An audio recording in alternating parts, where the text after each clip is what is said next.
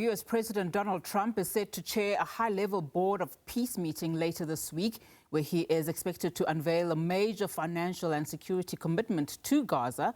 The announcement is anticipated to include $5 billion in new reconstruction pledges, along with proposed troop contributions to support an international stabilization force in the region. The move signals Washington's renewed push to play a central role in Gaza's rebuilding and long-term security efforts. Now, for more on this, let's speak to SABC News Correspondent Sherwin Bryce-Pease, who joins us now live. Sherwin, a very good afternoon to you. So this meeting on Thursday, it does come amid, mounting international pressure to move toward a structured rebuilding framework for Gaza. But let's start with what we can expect from the inaugural meeting of the Board of Peace. Yeah, still more questions than answers, if we're being honest tonight, right? In terms of just how this Board of Peace is going to operate, particularly given the widespread and building view out there that this is now being seen as an alternative to the processes that are, captured and captured in the UN Charter, particularly the role of the United Nations Security Council. Let me read you what Donald Trump, the president of the US, posted late Sunday in terms of this inaugural meeting that will now be held at the Institute of Peace, the renamed Donald J. Trump Institute of Peace, among some of the buildings that now feature the president's name in Washington, D.C. He writes that just last month, 24 distinguished founding members joined me in Davos to celebrate its official formation and present a bold vision for civilians in Gaza and then ultimately beyond Gaza, Unati. He talks about world peace in that context.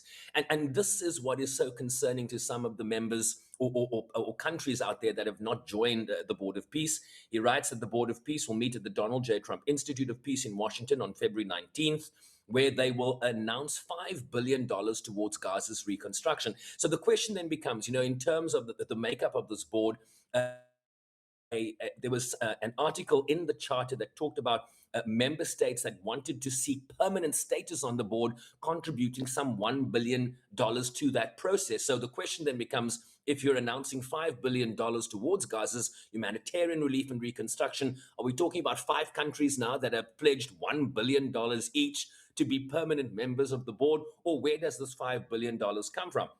In addition to that, he also talks about standing up the personnel for this international stabilization force in Gaza that is essentially going to be mandated with the peace and security architecture of Gaza, the disarming, demilitarization of Hamas. The question then becomes, who is going to be contributing troops to this international stabilization force, which was also stood up by the UN Security Council resolution last November?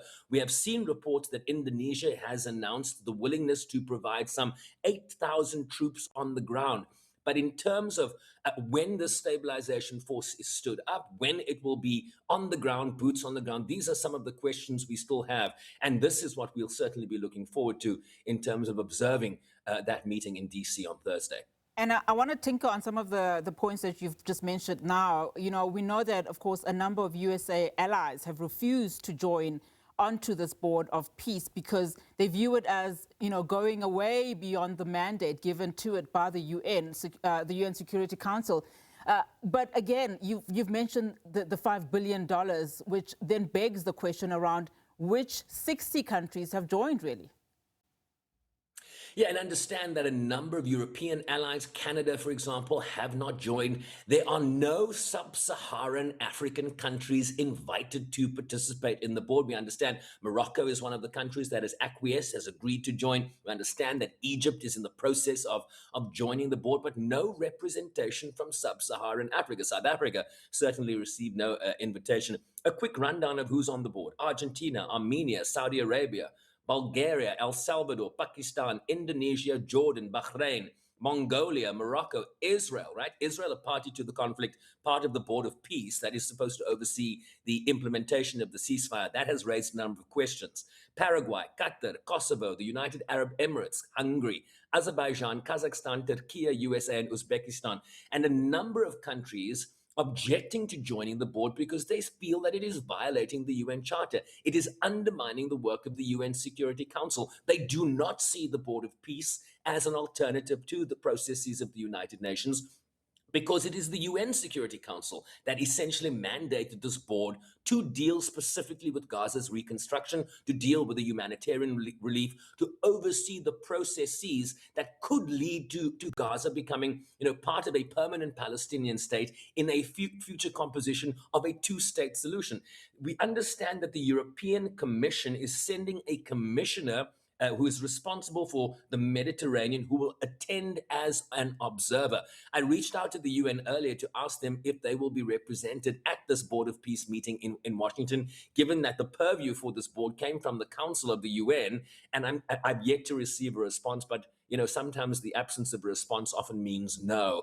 So where we go from here is going to be very, carefully observed, even from countries in the European bloc that have not joined this process, but to observe to see what it means and where we go from here. I know you said that, we have more questions than answers, Sherwin, but do we have any clear timelines on when the International Stabilisation Force will be operational at this stage and on the ground in Gaza? And what more do we know about its future efforts, especially at disarming Hamas?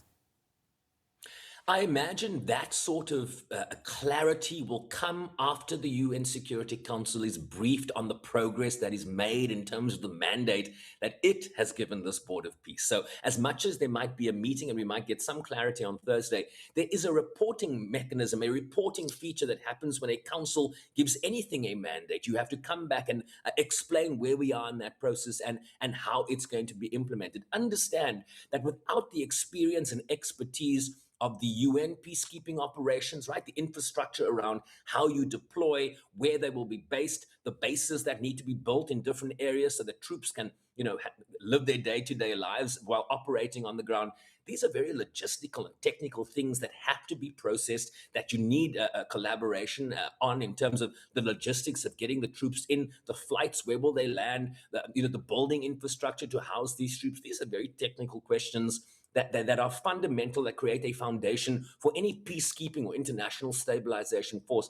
Very, very complicated things that you need experience to implement. And so we don't have those timelines yet, but there are various processes that have yet to happen because, this is, as the president has said, the inaugural meeting of this board. We don't know who will be attending, at what level they will be attending. Are ministers coming, prime ministers coming, presidents, heads of state? These are all the questions we don't have. All we have is the clarity that has been provided by that Truth Social post overnight. But as I say, very complicated logistical nuances here that must be brought to bear for anything, really to take root and really become operational on the ground as would be expected from this international stabilization force. And I mean, on that Hamas question, just reading again from the Truth Social post from Donald Trump, he does say, very importantly, Hamas must uphold its commitment to full and immediate demilitarization. But Sherwin, thank you so much for just breaking that down for us. Of course, we will be speaking to you closer to that meeting